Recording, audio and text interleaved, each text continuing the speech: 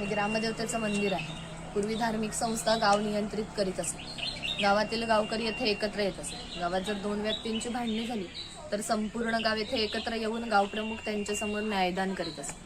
आणखी एक महत्त्वाचे वैशिष्ट्य म्हणजे जगभर अशी प्रथा आहे की प्रत्येक जाती धर्माचे लोक आपापल्या देवाकडे जातात आणि देवाचे दर्शन घेतात.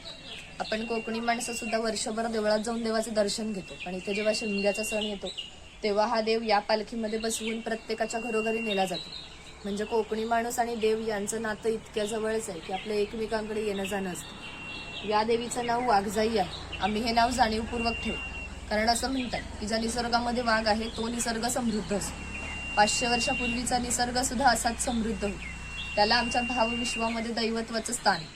आपण कोकणी माणसं वड, पिंपळ, साप यांची पूजा करतो. म्हणजे आपण निसर्गपूजक माणसे आहोत. म्हणून देवीचं नाव सुद्धा प्रत्यक्ष निसर्गाशी संबंधित असेच ठेवले.